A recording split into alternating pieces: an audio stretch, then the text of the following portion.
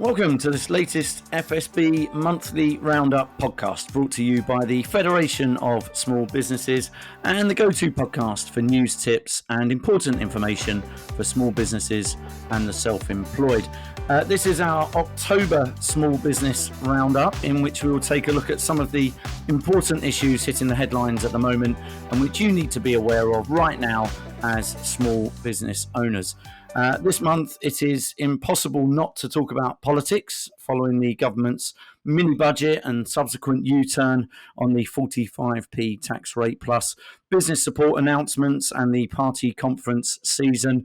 FSB's Chief of External Affairs, Craig Beaumont, is here to talk all things mini budget, upcoming political headwinds and the new political landscape. And I'm pleased to say that this month I'm also joined by Arnab Dutt, FSB policy champion, who will discuss another important hot topic for small businesses right now, and that is social value and why it's good for your small business. Craig and Arnab, thank you for joining us. Craig, let's start with the current political landscape. We've got a new Prime Minister, new policy announcements relevant to small business. We've got party conference season, and from there it looks like new competition between the two biggest parties at Westminster for the small business vote come the next election. This all comes, of course, against the backdrop of a cost of doing business crisis in the UK, including energy bills, inflation, high tax burden. So let's unpack some, if not all of that, in terms of what it means for small businesses and the self-employed. Lots of political heat over the last couple of weeks, but focusing on this from a small business lens, what do you think are the most positive announcements that we've heard? Thanks. Yeah, it's certainly never dull in British politics. And we've just got back from party conference season, and the first thing we're doing is this podcast about how it's all gone. So I think, for FSB and for small businesses, there were two primary announcements which are really, really important. We lobbied really hard to get them. It's just a shame that these were wrapped within what became arguably one of the most unpopular budgets in recent times. So the first of those is a small business energy package, which will see wholesale unit price of energy capped for fixed contracts. And if you're on a variable contract, there'll be a sort of a capped maximum discount. And there'll be an equivalent if you're on something else, like a heating oil contract, if you're not on electricity or gas. So this is really good. It's very complicated. Small business contracts are really complex and much more diverse than you or I as consumers have. And consumers already have a cap in place for standing charges and for unit prices. So effectively for small business, this is an equivalent. But that cap on the consumers took a year or so to get everything ready and legislate for. So what government's now trying to do is do that work in a few weeks for small businesses. That means it's running by seat of pants half the time. Now, when it's brought in, it should also, as well as help with energy bills for all small businesses with premises that therefore use energy, it should also reduce inflation by up to 5 percentage points. And we've discussed inflation before on this podcast about, how it really hits small business. So that's a major, major thing. The second major win was about reversing the national insurance increases. FSB was created in response to an unfair NICS hike, and we've just had another one. So getting rid of this is really, really big for us, both in terms of money, but also actually in terms of our heritage and where we're from. So basically, anyone with a NICS bill will see a reduction now in just under 10% of their bill, 1.25 percentage points. And there's 4 national insurance bills. There's the employer NICS that there's employer NICS that employers pay on top of every job, known as the jobs tax, one thing that we've campaigned hard against.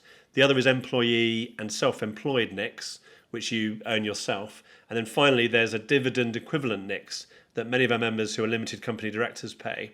Now, all 4 of those are going to be reversed.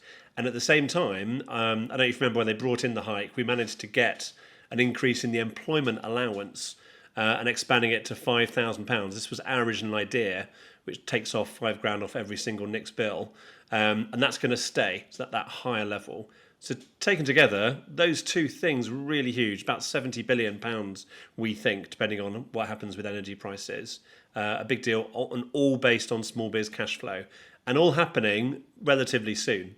There were a series of smaller measures, which we're not going to go into now, but things like cancelling the corporation tax rise, which will affect just under half of our members, defanging of IR35, which will help self-employed, and things around investment, proper allowances put in permanently, and the help on alcohol duty, and finally the return of tax-free shopping, which lots of our members in tourism will be pleased to see around tourism centres across the UK. Yeah, some really good announcements there. But even with these measures, how tough do you think the coming months are going to be for small firms? And what more would you like to be seen done by government? I mean, it's going to be absolutely a tough winter. I think the priority of government should be to get the legislation on these two big things that we like, get that legislation passed, because they can't just decide it. They need to pass a bill through the House of Commons and the House of Lords. So Parliament's not even sitting now. They'll come back on the 11th of October. And then for that month, they've got a few weeks to pass all stages of legislation that does this. So we need the government to really push it through fast. We need the opposition, which is now, the Labour Party has now backed both these packages now. So hopefully that means the two big parties together, when they tend to agree, they can pass things fast. Great. If there's no hold up, it means that businesses will get that money in November. And that's really important, I think, because bills are already rising anyway, but use now really starts to rise as well. So your October use should be discounting your energy in November, and your payroll and all those differences on national insurance will come through in November too. And I think, in terms of other things, what else the government could be doing? Well, one thing is the one kind of glaring omission, I think, in all the reforms was about business rates, where government, we know, is minded to look again at this. There was a pledge in the manifesto in 2019 to reduce business rates, and that hasn't happened. But we didn't expect it at this mini budget because they'd only been in power for 2 weeks, and this is really complicated. So we'd rather they focused on the energy package, just like a small business owner working out what your priorities are on that day. But they really need to turn to business rates, I think, later on through the autumn and into the winter. And then finally, there's interest rates coming, which small businesses will keep an eye on for lots of reasons. They're mired in debt after COVID, and lots of debt will move now. So CBIL loans, for example, are flexible. Commercial debt, maybe even before COVID, home mortgages, any mortgage on commercial premises, all of these will likely to have more expensive repayments as and when interest rates rise. And we're expecting them to rise in early November. And we don't oppose interest rate rises because they control inflation, which we really, really don't like. But they're not without pain, and everyone needs to plan for that. Yeah, just on that energy announcement, you're hopeful that small businesses will see the impact pretty quickly, are you? Yeah, because as long as it hits in time to cover October energy use for November bills, and also the payroll changes on national insurance for us all, it will hit in November as well. That's really a lifeline. That's a lot of cash that will be very, very useful right now. In fact, it's not just useful, it's vital. I think going forward, there's a couple of areas the government could focus more on. One is, well, there's energy prices. When they started to rise, it was back in February time of this year. The help only is backdated to contracts that started in April. And we think that's pretty unfair because the help itself is only from this October to next April. So there's no real logic to an early cut-off. It doesn't matter when you did your contract. So we're lobbying to kind of see if we can change that for the businesses who've got in contact with us, many of them perhaps listening, who had their contract before April. And the second thing is, next April, we're going to hit another cliff edge. So while consumers have a full 2 years of support, the business package will be reviewed after 3 months, which will be January, and then, into February, and then it'll decide what to do after April. The concern is that the government's instinct is to consider which vulnerable businesses might need help, and it'll do it by industry or sector, and that never really works in public policy for us.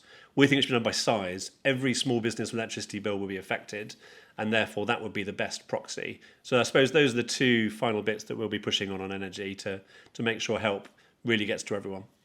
Yeah, brilliant. And look, I guess the next general election is at most 2 years away. How important do you think the small business vote will be in the way the main Westminster parties approach that election when it comes?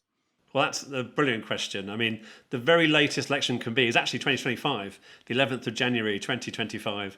The idea of a general election over Christmas and a campaign over Christmas probably fills most of us with dread. But we're likely to see one perhaps in autumn 24 and probably at the earliest May 2024. So, I mean, FSB, you've heard it on this podcast, we're a formidable campaigning organisation. And I think we love nothing better than a general election. We can create great policy ideas from all the reports and the authors of each report that you've had on the podcast to build into our manifesto. And that will influence what each party then does from 2025, 2030. But we have 5.5 million votes. So we are really strong. And they don't vote en masse. They don't vote for one party. They vote for all of them. But they will listen and they will decide who looks the best. It's not all about what can I get and money and cash flow. It's actually about which party most aligns with my thinking and what I want for my business. So, a good example here is, the current government's just announced it will no longer have a dedicated small business minister. It's now reduced to one area of 16 within a junior minister's role. Now, it's just branding and symbolic, but we've gone from a small business minister called Anna Soubry, used to be in cabinet, gone to down to mid-level minister, now junior, and now one small element. So if there were other parties that stood forward and said, you know what, we're going to bring back a small business minister and we're going to put them in the cabinet, then that would be quite motivational. So, the key for me is going to be what the election will be like in terms of we approach it. And I think it's unlikely to see, a majority of 80 plus for an existing Conservative Party. It's really hard to see a path to that. It's going to be much closer. And a close election and a close House of Commons that then results, that's good for FSB because our influence grows.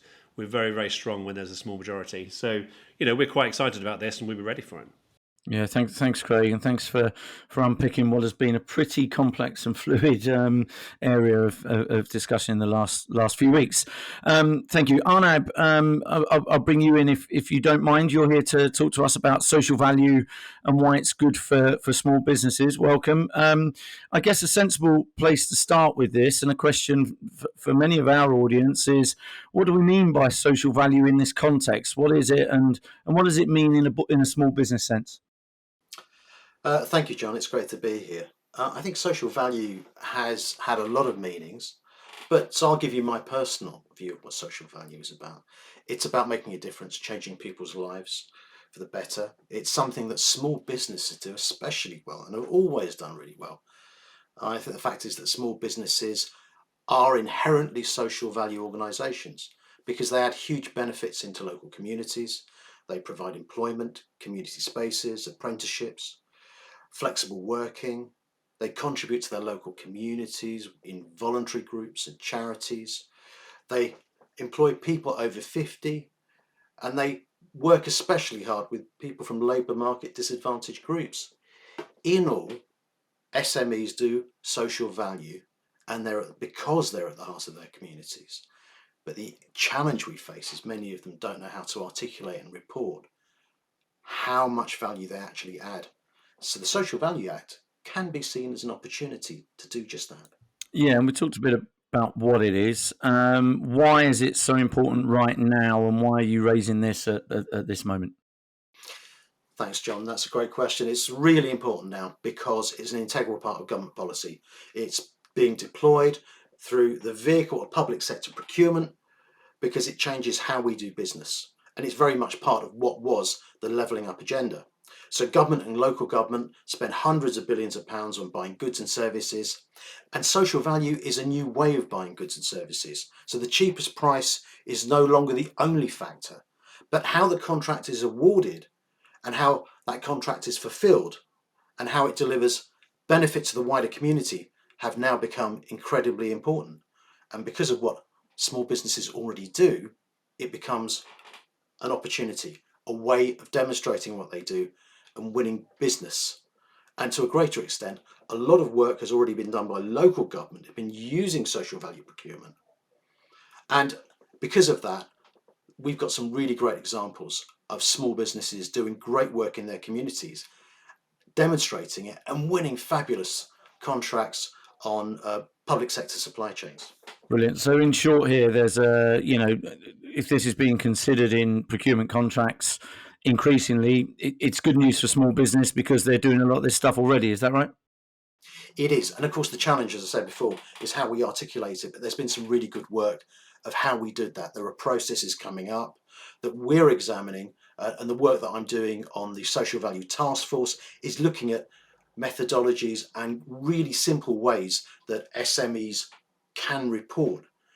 And the fact is, though, if you're not doing it in the future, there's whole swathes of new business you won't be able to win. And it's important to SMEs because public sector procurement and procurement to do with tier ones that are on those public sector contracts are steady business.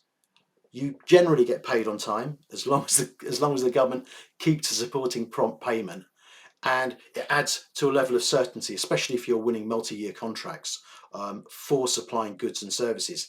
So that part of your business, if you're not actually dealing with government and the private sector, it's a great thing. Public sector, it's a great thing to get into. But if you are going to approach that and engage with it, you really will have to engage with what's happening around social value. So it's really important. That's really good. And is there somewhere people can find out more? Yes, indeed. FSB have a wonderful report you can access called Small Business Big Heart. And it really demonstrates how SMEs have been on the front line in delivering social and community value that we probably didn't deliver or appreciate before the pandemic. And that figure for SMEs and what they do came about from actually interviewing 8,000 respondents across the country. So it's a great report and it's really worth looking at.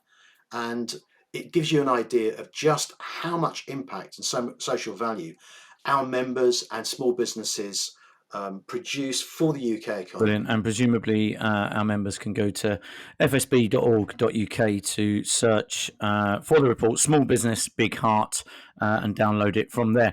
Craig and Arnab, thank you so much for taking us through the key small business announcements in the headlines right now and the hot topics for small businesses and the self-employed in our monthly small business roundup. It's really good. Thank you also to our audience for listening to this episode. While I have your attention, as always, I would just like to remind you that you can subscribe to the FSB podcast series to receive regular updates and guidance on the big issues affecting small businesses. And do please also remember that you can find a whole host of additional webinars, podcasts, and other useful content on the First Voice website at firstvoice.org.uk and the FSB website at fsb.org.uk. Many thanks for listening.